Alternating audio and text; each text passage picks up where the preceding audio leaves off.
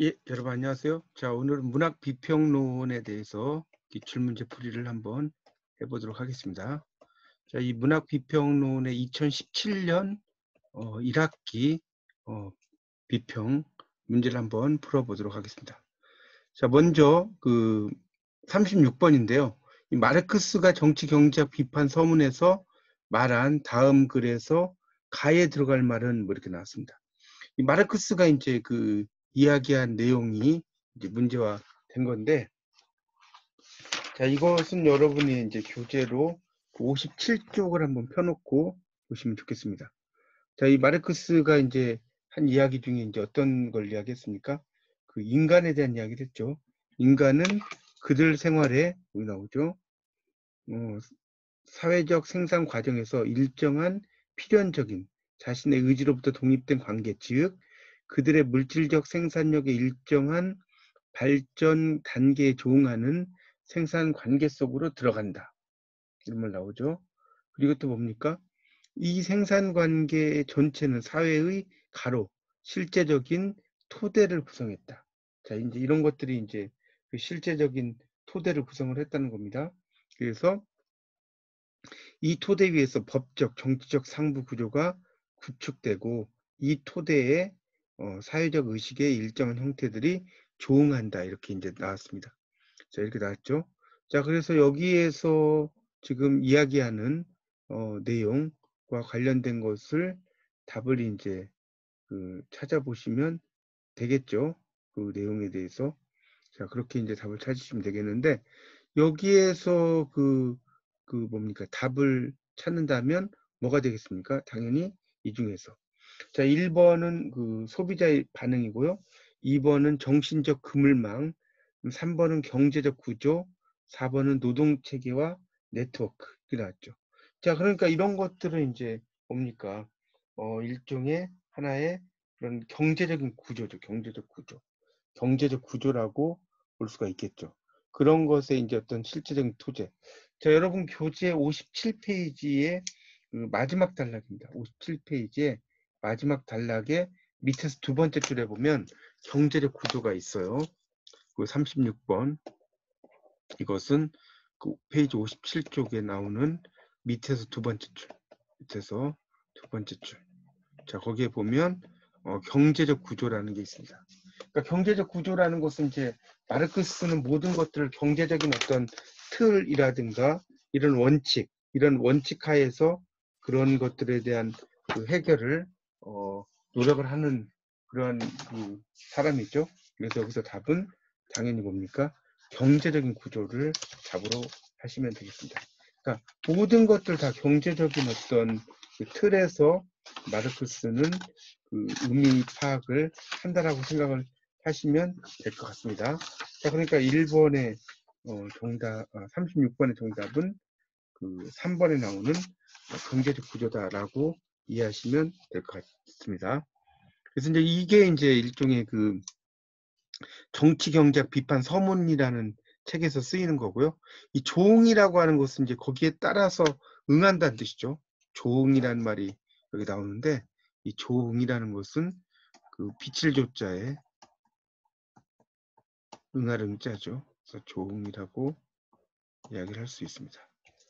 자, 그다음 37번 문제를 보세요. 37번 문제를 보시면 자, 이 37, 38, 39번은 이제 같이 연결된 그런 문제라고 볼 수가 있을 것 같습니다. 자, 가로는 이렇게 나왔죠. 가로는 이렇게 나왔죠. 자, 문학이라고 하는 것은 객관적인 현실을 경제적인 관련 아래 파악을 하고 있다는 거죠. 그런 것을 파악을 하고 있는데 그 다뤄야만 하고요. 한다고 주장을 하죠. 특히 모든 의미 있는 예술 작품은 묘사된 순간의 역사적 여기 지금의 문제가 매우 중요하며 그것을 통해 비로소 작품의 의미와 가치에 접근할 수 있다. 그러니까 또 하나의 미적 반영의 특징은 예술 작품이 지닌 환기적 성격, 뭔가를 불러일으킨다는 거죠. 예술적 환기의 진정한 위력과 심도는 무엇보다도 가로 일어났죠. 무엇보다도 가로를 지향하는 데 있다는 것이 그의 생각이었다. 이렇게 이제 이야기가 나오고 있습니다. 그렇게 나오죠. 자, 그래서 이제 여기에서 지금 그 가에 들어갈 그 인물이라고 나옵니다, 문제가. 자, 이건 이제 여러분 교재 62쪽을 좀 펴보시면 됩니다. 62쪽. 자, 62쪽에 이제 그런 그 내용이 나오고 있죠. 그래서 여기서 가에 들어갈 것은 결 누굽니까? 바로 이 루카치를 이야기하는 거죠. 루카치. 이 루카치가 이제 어떤 그런 그 환기적인 기능 이런 것들을 상당히 이제 이야기를 하고 있죠. 그러니까 이렇게 그 위력과 심도, 문학의 객관적인 현실을 바라보는 그런 위력과 심도 이런 것들이 이제 바로 이 루카치와 관련이 있다라고 보시면 됩니다. 여러분 교재 62페이지를 펴보시면 62페이지입니다. 자, 거기에서 이제 이 루카치와 관련된 이야기들이 쭉 나오고 있습니다. 거기 보면 그래서 그 거기에 이제 보면 예술적인 환기 뭐 이런 것도 나오고 있고 그다음에 그 여기서 밑에서 한 그 네 번째 줄에 보면 또 루카치란 말 나오죠. 루카치. 루카치의 말에 따르면 자기의 의식은 의식과 세계 의식은 하나의 순환적인 운동을 지닌다라는 말도 나오고 있고요. 또 이제 환기적인 기능이라는 말이 거기 그 62쪽의 세 번째 단락부터 보면 나오죠. 또 하나의 미적 반영의 특징은 예술 작품이 지닌 환기적 성격과 관련된다라고 해서 이런 환기, 뭔가를 불러일으키는 것, 그리고 예술적인 환기의 진정한 이력과 심도는 인간의 내면을 지향하는 데 있다. 이거 나왔죠? 그런 것들이 이제 인간의 내면 이런 것을 지향을 한다는 거죠. 자, 그래서 인간의 내면을 지향을 한다는 것이 이제 거기 그 38번의 문제가 나오고 있죠. 인간의 내면. 자, 그렇게 이제 나오고 있어요. 그래서 거기 그 뭡니까? 38번 문제에 나에 들어갈 거. 이건 당연히 뭐겠어요? 인간의 내면을 가리키는 거죠. 인간의 내면.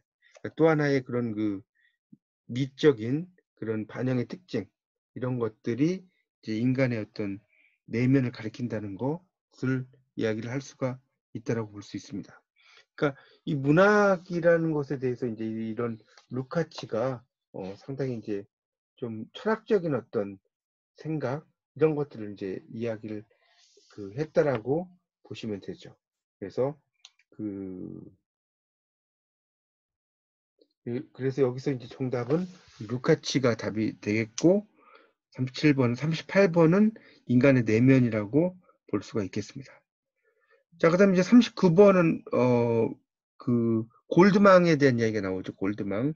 이 골드망은 39번입니다. 리시앤 골드망은 소설 사회학을 위하여 해서 아래와 같은 명언을 남겼는데 가로에 들어갈 말이 뭐냐 이렇게 나왔죠. 자, 이것은 이제 뭐겠습니까? 여기 보면 이제 이것은 그 71페이지를 보시면 71페이지에 뭐 문제가 나와 있죠. 자, 거기 이제 보면 소설의 주인공이 나오죠. 소설의 주인공. 71페이지를 한번 펴보십시오.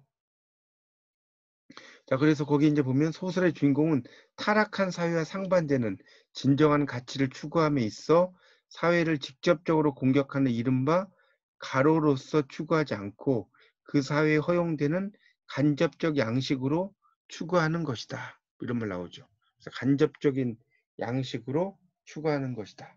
이런 말 나오거든요.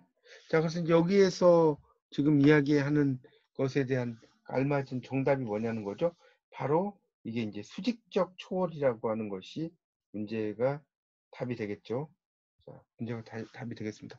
자, 71페이지에 두 번째 단락의 첫째 줄부터 다섯째 줄까지 내용을 보시면 됩니다. 그래서 이 주인공과 사회의 변증법적 관계를 살펴보면 소설에서의 진정한 가치는 간접화된 양식이다. 주인공은 타락한 사회와 상반되는 진정한 가치를 추구함에 있어서 사회를 직접적으로 공격하는 수직적 초월로서 추구하지 않고 그 사회에 허용되는 간접적 양식으로 추구한다. 다시 말해서 설명이 나오죠. 소설에서 진정한 가치는 윤리적 성격을 띠고 있는 소설가의 의식 속에서 추상적이며 개념적인 형태로만 존재할 뿐이다. 나왔죠. 그래서 이 소설가의 의식에 있는 추상적이고 윤리적인 거 이런 것들을 이제 본질적으로 만드는 게 소설의 문제다. 그런 이야기 나오죠. 그러니까 이 소설이라는 것은 이 루카치의 생각에 의하면 타락한 사회에서 타락된 방식으로 어떤 진정한 가치를 추구하는 과정의 이야기다. 이게 이제 루카치의 생각이죠. 이 루카치의 생각은 이 소설이라고 하는 것은 타락된 사회에서 타락된 그런 타락된 방식이죠. 이런 타락된 방식으로 진정한 가치를 추구하는 과정. 자, 이런 거라는 것을 이야기를 하고 있죠. 자, 그래서 이제 이런 그 사회를 직접적으로 공격하는 이런 것을 이제 그 뭐라고 하느냐면 바로 수직적 초월이라는 용어를 썼습니다. 그런 의미로 답을 찾으시면 되겠죠. 거기에 이제 보면 뭐 변증법적이다. 이 변증법이라는 것은 정반합을 이야기하는 거죠. 해겔이 이야기한 것처럼 정반합, 정과 반과 합이 만나는 거. 그다음에 수직적 직설, 그다음에 수평적 관념이라고 나왔는데 여기에서는 이제 그 사회를 직접적으로 공격하는 이런 거죠. 이런 것을 이제 우리가 수직적인 초월이라는 말을 쓰게 됩니다. 그래서 이 골드망의 그 관련된 답은 2번이 되겠습니다. 그렇게 보시면 돼요. 지금 이 문학 비평론의 36번부터 39번까지 이 네 문제가 바로 이제 마르크스주의 비평이라는 부분에서 나왔어요. 이 마르크스주의 비평이 상당히 이 문학 비평론에서 좀 까다로운 부분입니다. 마르크스주의 비평이라고 하는 부분이 까다로운 부분이니까 여기서 이제 주로 어떤 괄호 넣기 이런 문제들이 잘 나올 수 있으니까 여러분이 잘 보셔야 됩니다. 자, 그 40번 문제를 한번 보겠습니다. 40번 문제를 보면 프로이드가 1923년 지역론의 체계적인 학설을 발표했죠. 충동을 억누르고 조절하는 기제를 무엇이라고 했는가 이렇게 나왔죠. 자, 이것은 뭐겠어요? 충동을 억누르는 거 이런 것을 이제 그런 것을 무엇이라고 하느냐. 이게 이제 문제가 된 거죠. 자, 이것은 이제 113페이지를 보시면 113페이지에 이제 보면 그 정신분석적 비평이 나오고요. 거기에 보면 이제 그 밑에서 두 번째 단락 위로 올라가면 거기에 세 줄 내려가면 이런 말 있죠. 충동을 조정하고 억누르는 에고 이런 말 나오죠. 충동을 조절하고 억누르는 거. 이걸 에고라고 그래요. 에고라는 건 아시다시피 자아죠, 자아. 우리말로 번역을 하면 자아라는 의미로 번역이 되죠. 그래서 이 자아와 관련된 내용이라고 볼 수가 있겠죠. 그러니까 우리가 이제 이 프로이드의 어떤 이론에 의하면 뭡니까? 이드가 있고, 그 다음에 에고가 있고, 그 다음에 슈퍼에고가 있다. 그래서 이 슈퍼에고라는 것은 초자하고요. 에고라는 게 자아고요. 이드라고 하는 것은 이제 그런 그 뭡니까? 본능적 충동. 그래서 이걸 이제 리비도와 같다라고 볼 수가 있겠죠. 그래서 여기서는 이제 이 에고라고 하는 것이 이제 그런 그 충동을 억누르고 조절하는 것이라는 거죠. 그렇죠? 우리가 빵을 훔쳐 먹어야 되겠다, 안 먹어야 되겠다라고 하는 것이 우리가 이드가 있고 슈퍼에고라는 게 있죠. 슈퍼에고가 있어요. 그래서 이 에고라고 하는 것이 이드 쪽으로 갈 거냐, 슈퍼에고 쪽으로 갈 거냐에 의해서 이제 문제가 발생하는 거 아니겠습니까? 그래서 이제 그런 것을 억누르는 기능이 바로 에고다라고 볼 수가 있겠습니다. 자, 그다음 41번 문제는요. 자, 41번입니다. 이 프로이트는 어떤 무의식적 욕망 혹은 잠재적인 프로이트는 정신분석학의 기본 텍스트가 되는 충동이나 소망이 억압되었다가 타협을 거쳐서 돌아오면서 위증되어 나타난 것, 여기에 해당되지 않는 것은, 자, 이렇게 이제 문제가 나왔습니다. 위장되어 드러나는 것에 해당되지 않는 거죠. 자, 이것은 이제 114페이지를 보시면 거기 이제 나오죠. 거기에 이제 보면 그 114페이지의 인용문에서 그 7째 줄 정도 나오죠. 자, 이러한 충동이나 소망은 억압되었다가 타협을 거쳐 되돌아오면서 위장되어 나타날 수 있다. 이러한 위장되어 드러나는 것이 증상, 꿈, 그다음에 말실수라고 나오고 있죠. 거기 나오죠. 증상, 꿈, 말실수. 자, 문제는 이제 여기 해당되지 않는 것을 찾아라고 그랬으니까 당연히 정답은 뭐겠습니까? 이 중에 추억이라는 것은 이야기가 되어 있지 않죠. 추억이 답이 된다라고 볼 수 있습니다. 42번 문제를 보시면요. 프로이드는 어떤 무의식적인 욕망 혹은 잠재적인 꿈의 사고가 현시적으로 꿈으로 현현은 나타난다는 거죠. 1년에 연속적인 그런 그 연상적 고리를 거치면서 본래 모습과 전혀 다른 형태로 변신하거나 자리 바꿈해요. 자, 이것을 무엇이라고 하느냐? 이랬죠. 자, 이것은 뭐겠습니까? 당연히 자리 바꿈하고 이렇게 하는 거. 자, 이것을 이제 뭐라고 하냐면 바로 전치 현상이라고 하죠. 전치 현상. 이거는 이제 어디에 나오냐면 그 117페이지를 보십시오. 117페이지. 거기에 그 두 번째 단락에 8째 줄 정도부터 나오고 있어요. 자, 그게 이제 문제가 됐죠. 전치 현상에다 네모를 좀 쳐놓으세요. 전치 현상에 네모를 좀 쳐주십시오. 그래서 이제 전치 현상에 대한 설명이 쭉 나오고 있죠. 어떠하다는 설명이 나오고 있죠. 그러니까 전치 현상이라고 하는 것이 어떤 거냐라는 것에 대한 설명이 쭉 나오죠. 무의식적 욕망, 잠재적인 꿈의 사고가 한시적으로 현현 나타난다는 거죠. 현현이라는 것은 이제 밖으로 나타난다는 거예요. 그럴 때 연상적 고리 이런 거와 관련된 거죠. 자, 그러니까 전체 현상이고요. 자, 43번 문제는 18세기에 들어오면서 문화는 어떤 의미를 가지게 되는가? 이렇게 나오죠. 이 문화라는 게. 자, 이거는 이제 180페이지를 교재를 보시면 180페이지에 보면 이제 그 이야기 나오죠. 문화라고 하는 것이 이제 있다가 18세기가 들어들면서 어떤 의미가 있냐는 것이 그 180페이지에서 11번째 줄 정도 내려와 보세요. 자, 문화는 18세기에 들어서면 그런 의미에서 컬티베이션이나 컬티베이티드가 더 흔히 사용되지만 자, 계급의 의미를 내포한다. 이게 나오죠. 자, 그러니까 이 문화라고 하는 것이 계급을 클래스를 의미한다는 거죠. 자, 그러니까 이 중에서 정답은 당연히 뭡니까? 3번의 계급을 의미한다라고 볼 수가 있겠죠. 자, 그래서 이제 계급이 정답이 된다라고 그 이해를 하시면 되겠습니다. 그래서 이 문학 비평론 같은 경우는 이 문제들이 주로 이제 인물을 이야기하고 물어보고 이런 그 문제들이 상당히 많이 나오고 있으니까 여러분이 그런 것들을 좀 염두에 두시고 잘 보시는 게 좋겠습니다. 자, 그렇게 하고 넘어가겠습니다. 자, 그 다음에 이제 44번 문제는요. 44번 문제를 한번 보겠습니다. 자, 44번 문제에서는 뭡니까? 이 버밍햄 현대문화연구소와 밀접한 관련성이 없는 것은 그랬는데 이거는 이제 187쪽을 보시면 문화연구라는 게 나와 있죠. 187쪽에 보면 문화연구. 자, 그래서 거기에 보면 이제 학제간 연구, 그다음에 알티세르, 그다음에 프랑크푸르트 학파 이런 것들이 나오고 있죠. 거기 이제 보시면 어떤 게 나옵니까? 거기에 이제 보시면 이제 그 뭡니까?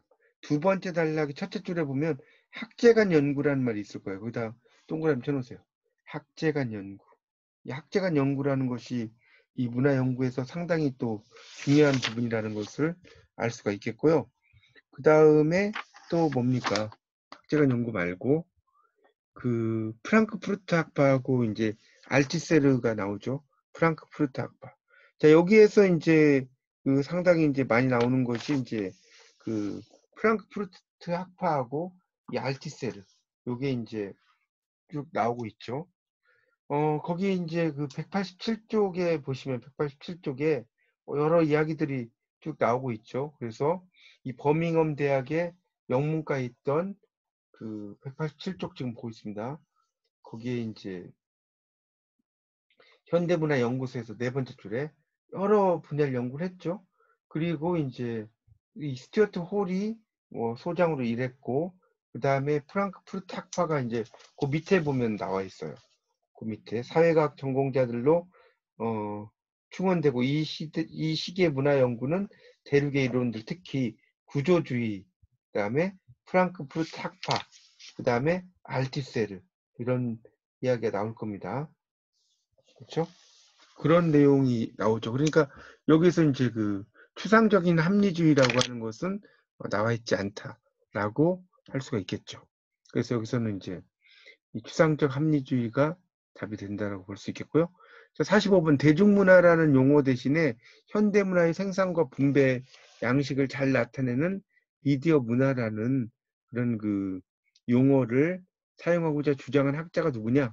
이렇게 이제 이렇게 사람을 물어보는 문제들이 상당히 많이 나와요.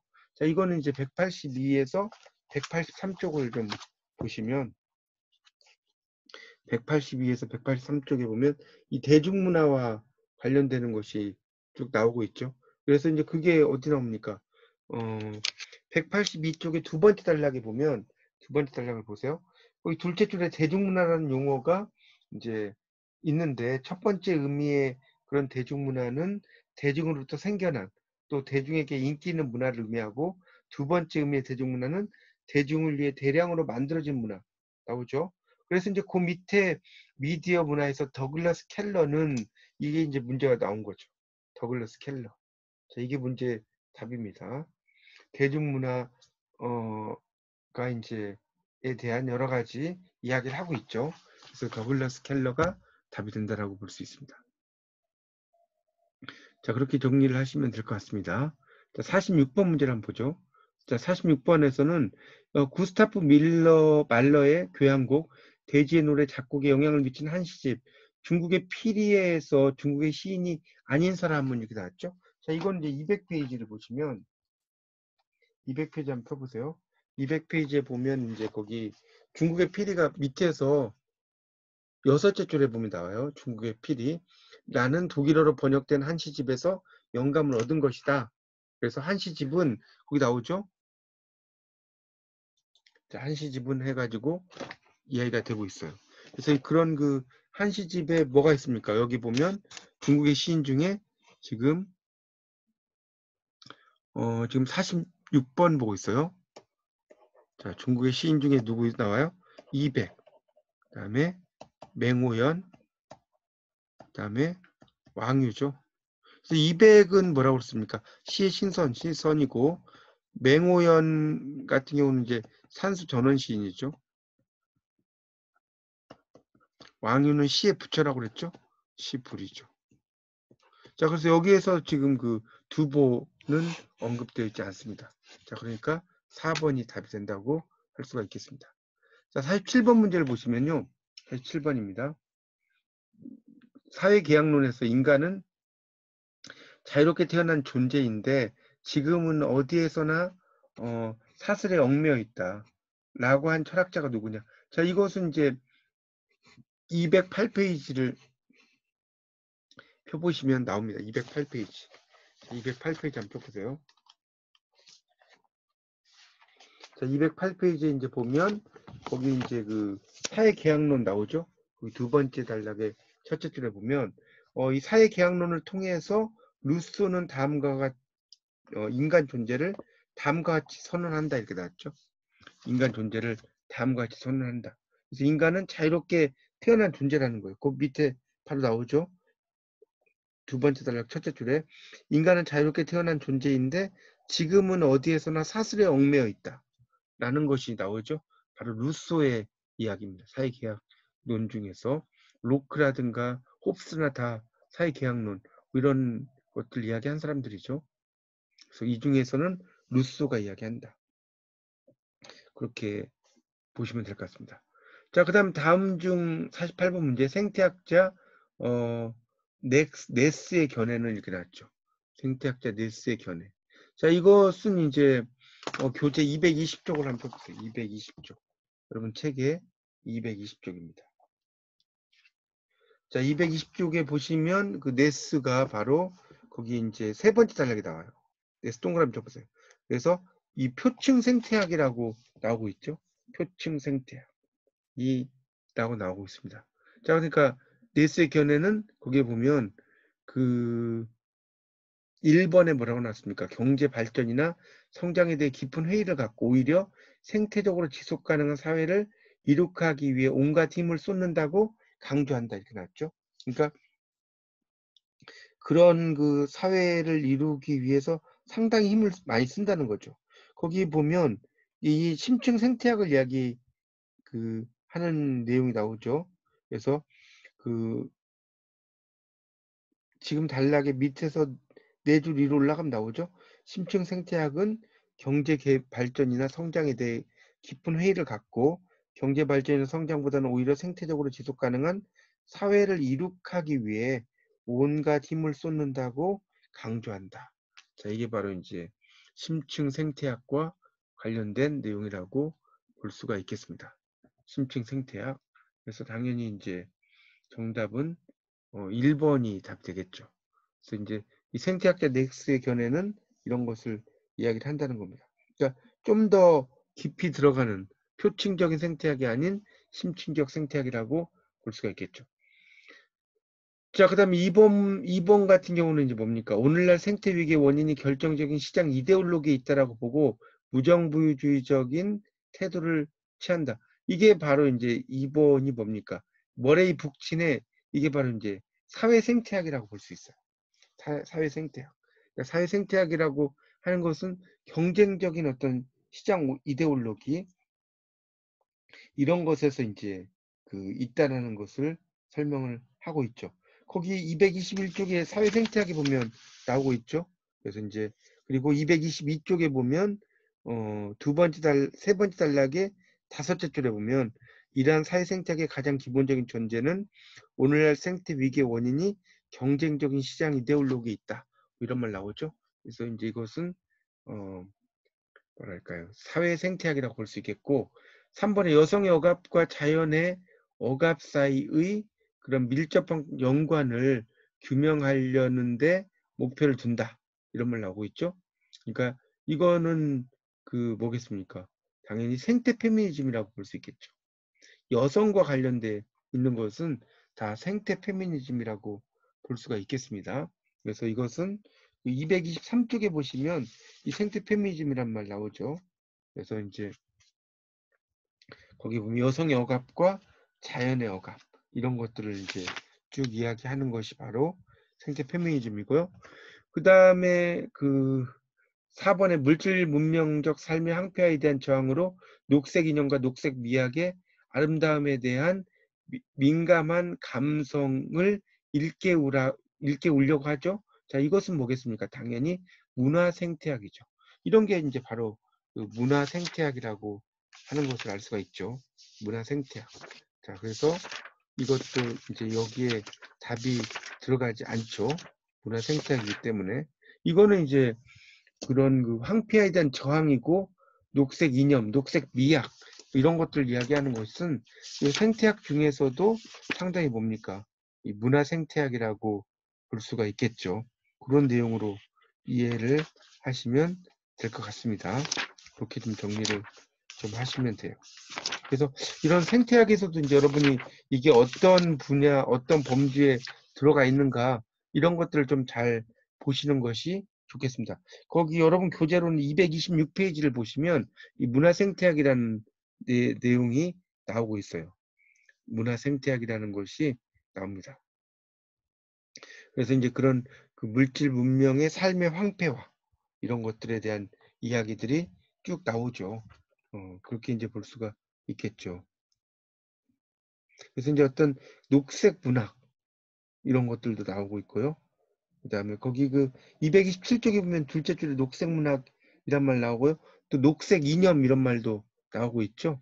그러니까 이런 것들이 이제 전부 다 그런 문화 생태학이라고 볼 수가 있겠습니다. 그렇게 이해하시면 될 것 같습니다.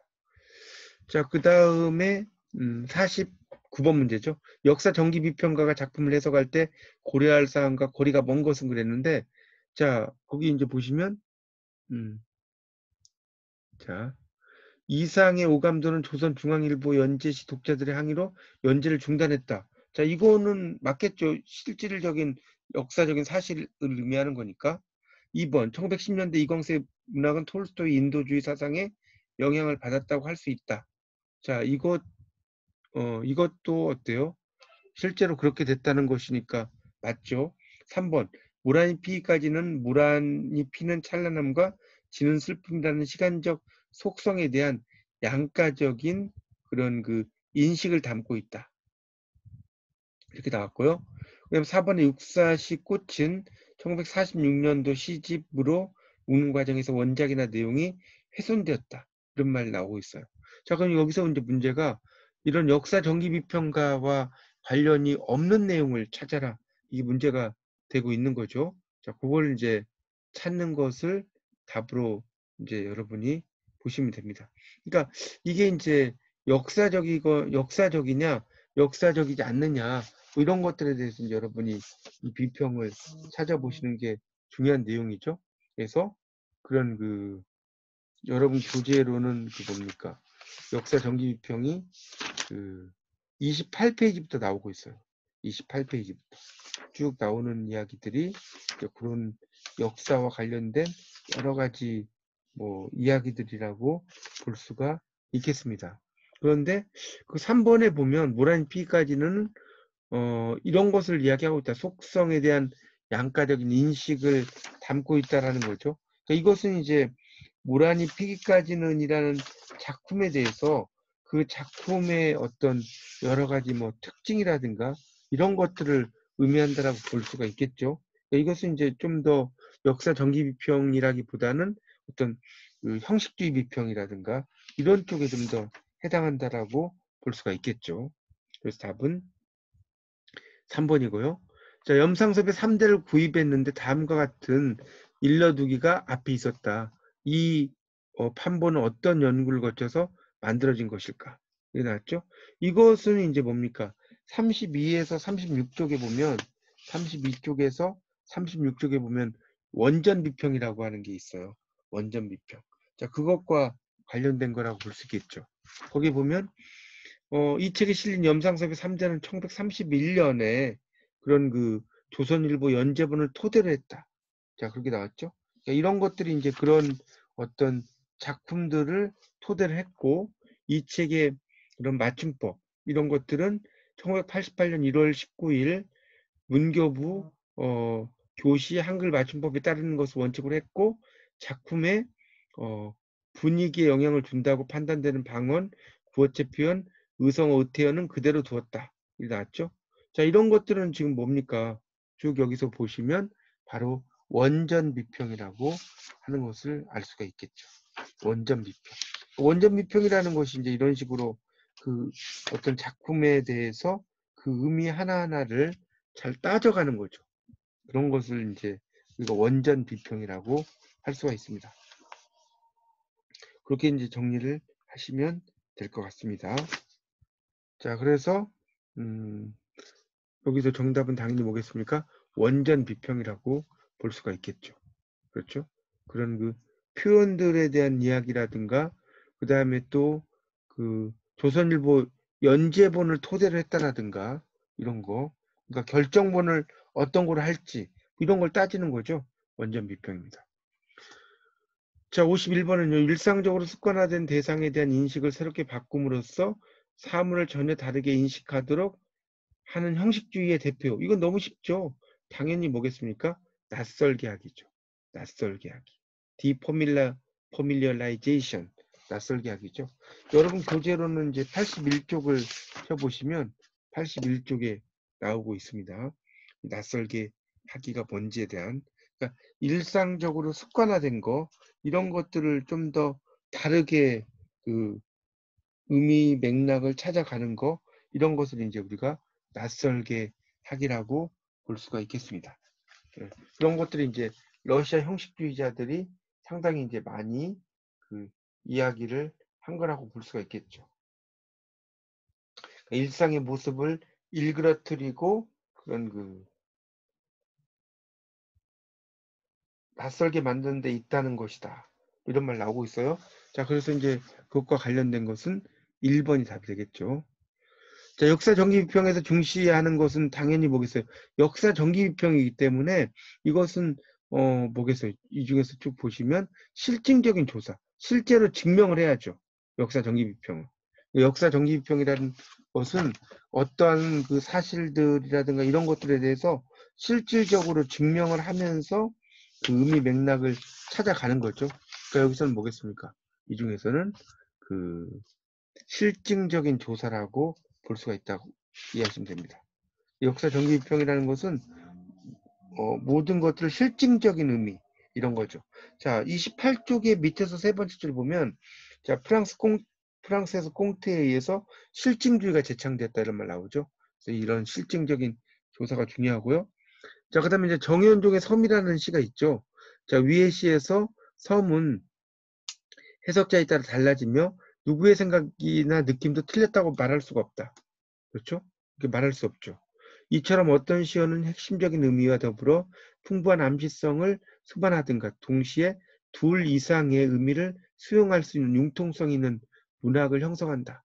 자, 이게 뭐냐라는 거죠. 그렇게 그런 것들 형성하는 거. 이런 것들이 이제 우리가 흔히 말하는 뭐라고 합니까? 모호성이라고 하죠. 모호성. 그러니까 애매모호하다는 거죠.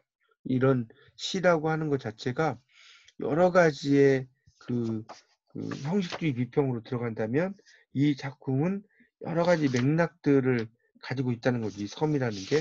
자, 그게 이제 바로 모호성이죠. 왜 그러냐면 이 섬이라는 것은 뭡니까? 연결일 수도 있고요. 또 단절일 수도 있고요.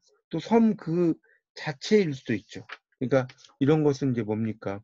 그 바로 모호성이다라고 볼 수가 있겠죠. 그 섬이라는 그 의미의 여러 가지 맥락들 이런 것을 이야기하는 거기 때문에 이거는 이제 모호성이라고 볼 수 있습니다. 자, 이거는 이제 그 87쪽에 보시면 정현종의 섬이라는 시가 나와요. 여러분 그 페이지에 87쪽에 그래서 이제 이 작품의 섬이 어떤 의미일까 해가 쭉 나오고 있죠. 그리고 이제 그 부분에 제일 위로 올라가 보시면 모호성이라는 말이 나오고 있습니다. 그래서 정답은 모호성이다라고 하시면 될 것 같습니다.